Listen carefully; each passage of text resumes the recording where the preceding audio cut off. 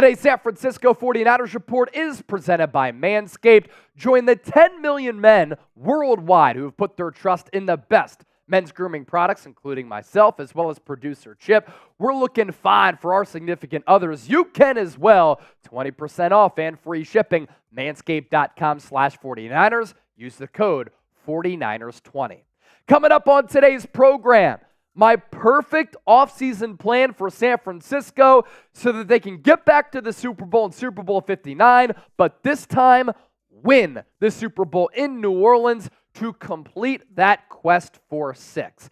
And there are a lot of different steps that I want to go through here that I think the Niners need to address as far as their roster strategy, team building strategy, free agency plan, as well as draft strategy here on the show. So let's waste no time and let's get it underway. I think the most pressing need for the Niners going into the 2024 season is the right side of that offensive line. And in the last 2 years in the playoffs, you've gone up against some very good defensive lines. And you got exposed in the divisional round last year against the Dallas Cowboys, NFC Championship game against the Philadelphia Eagles, and here in Super Bowl 58, what happened? You got beat up in the trenches. The Kansas City Chiefs had 9 unblocked pressures, a season high for Kansas City, and Brock Purdy in the game was pressured 11 times. San Francisco going into the 2024 NFL Draft is loaded with 11 picks at their disposal. And in my opinion, they have to prioritize offensive line, but they have to prioritize offensive line early in the NFL Draft. And I don't think that the Niners are going to win the big game and win the Super Bowl until they bulk up that offensive line. Think about this. Under Kyle Shanahan and John Lynch, since they paired up and took over this organization running football ops in 2017, the Niners have drafted like one good offensive lineman. That's Aaron Banks. Now, they used a draft pick on him. It's worked out. Borderline Pro Bowl player, and they're paying Trent Williams, who has the highest cap hit on this Niners roster in 2024. But at center, you're just okay. Right guard, right tackle, you're not good enough. And against the Baltimore Ravens on Christmas, number 1 team in the NFL in sacks, they were throwing you to the side, getting after Brock Purdy and pressuring him. Then in the Super Bowl, the Kansas City Chiefs, number 2 in the NFL in sacks, they had Brock Purdy under duress and under pressure all throughout the game. This is 2 straight years where bad offensive line play has cost San Francisco late in the playoffs. And you look at the Niners draft capital in 2024, draft coming up in April. You have your own selection, 31st overall. First time since the Niners took Trey Lance that they have a first-round pick. You have your own second-round pick, a third-round pick, another third, thanks to the compensatory pick formula, which the Niners have really mastered. You have 2 round 4 selections, your own, and then the 4th round pick from Dallas in exchange for Trey Lance. You have a 5th round compensatory pick, 6th round compensatory pick, 2 of them. And then you have 2 7th round picks, your own, and then a 7th round pick from the Los Angeles Rams via the Denver Broncos originally. And I don't think that the Niners are going to address right tackle in free agency because they don't have the money to do so. So they're going to have to address this position at the back end of the first round, or if they decide to move up in the NFL Draft. And these are the players who could be available for San Francisco at 31 or at some point in the 20s, because I don't think that they're going to move a lot of pieces to try to get into the teens. You have Taliese Fuaga at Oregon State, who had a great Senior Bowl, terrific player. You have Amarius Mims, who didn't play a lot at Georgia, but 2 years ago against Ohio State was terrific. Tyler Guyton played really good football at Oklahoma, and Oklahoma's done a great job of developing right tackles. Lane Johnson, one of them. Kingsley Suamataia at a BYU, who's tough as nails and played more than 1,100 snaps at BYU. And then you have Patrick Paul out of Houston. Of course, there are other options. And in the pre-draft process, NFL Scouting Combine, some players could skyrocket up boards, but the Niners have to lock down right tackle. And at the guard spot, much easier to find a quality player in the draft as compared to right tackle. There are a lot of other teams in the NFL who are going to prioritize offensive line. especially right tackle, because it's one of the most important positions on a football team. With guard, there are still going to be good players available day 2, day 3, in rounds 2 to 7. It is not good that Aaron Banks is the only good offensive lineman that this regime has drafted. They've drafted other positions extraordinarily well. They have to get offensive line right. And rookies can come in along the offensive line, and they can be impact players right from the jump. Before we continue to move forward with my perfect offseason plan, make sure you subscribe to us here on the San Francisco 49ers Report, the largest independently run Niners channel on YouTube, which covers this team every single day. There's a reason why we have more than 130,000 subscribers, because we have you covered with the best Niners free agency, draft, and in-season coverage. Perfect offseason plan step number 2, a Brandon Aiyuk contract extension. Now, Aiyuk has been a conversation throughout this week because of his friend and his girlfriend taking to social media and saying, we might not be in San Francisco next year. His friend saying, BA to Las Vegas. How does he only get 3 catches in a Super Bowl? His girlfriend saying, this is a sad day because it might be our last year in San Francisco. Now, Brandon Aiyuk, during locker room cleanout day, was asked if he hopes to stay with the Niners. He said, if that's the right move. And then he was asked a follow-up. What does the right move look like to win a championship?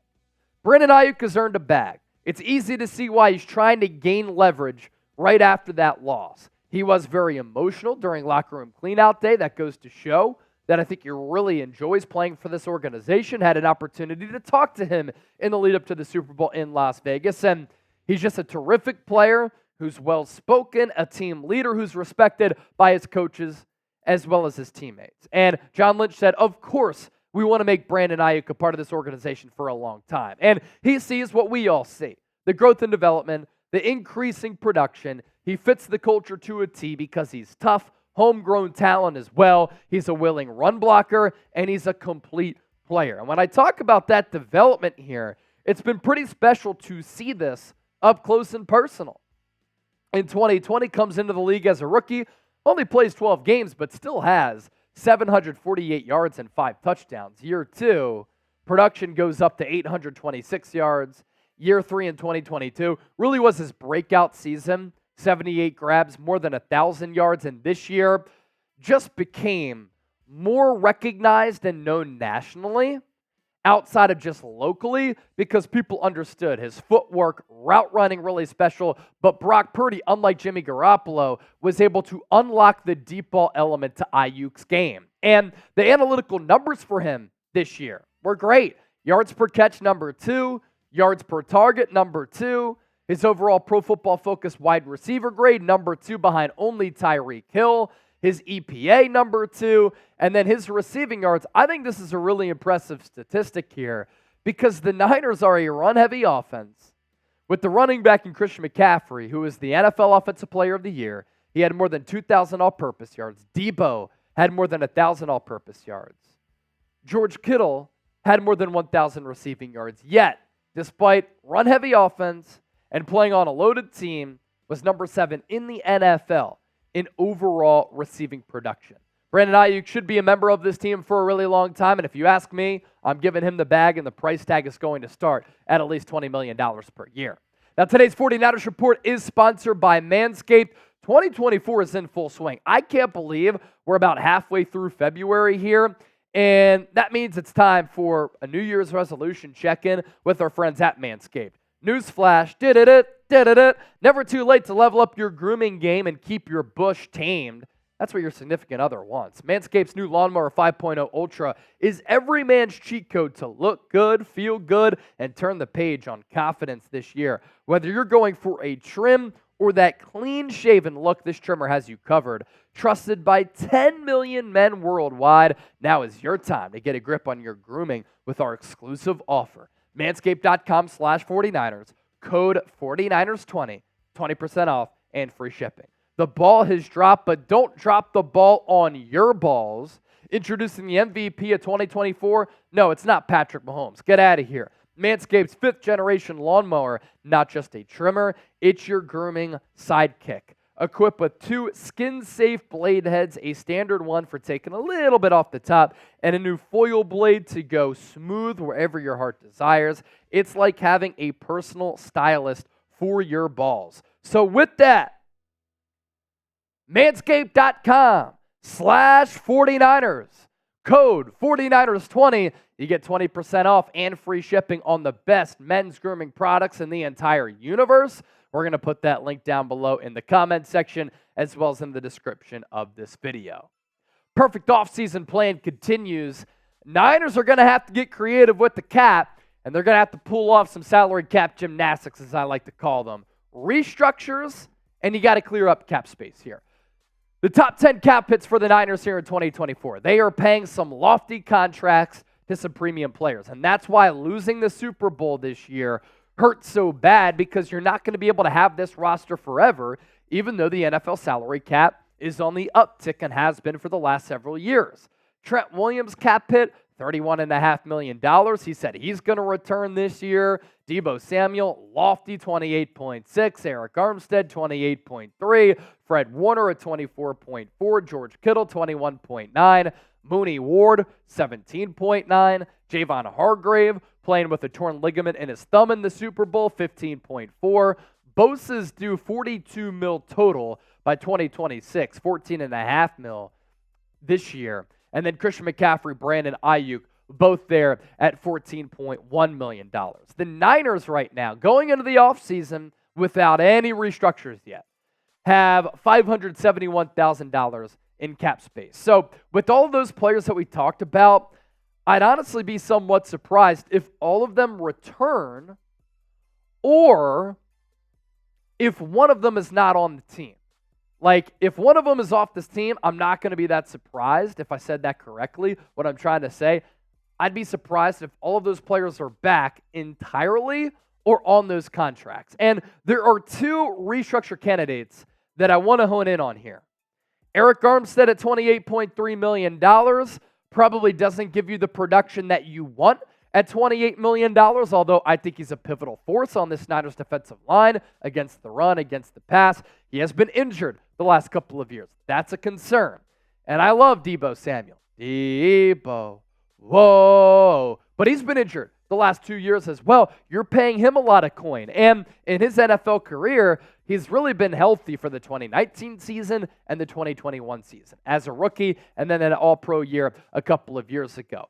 Look, if I got to have a conversation with Eric Armstead, Deebo Samuel, I will. I love you as a player, both of you. I think that you are important players for our roster, impact players when you're on the field, but you haven't been on the field enough, and we got to lower that cap hit. You got to take a little bit of a pay cut. Also, low-key, the Niners lost Super Bowl 58 for so many reasons, but for the big game that Deebo talks and for how good he is as a player, had some bad drops in the bowl. Coming in at number 4, the Niners have to figure out who their defensive coordinator is going to be in 2024.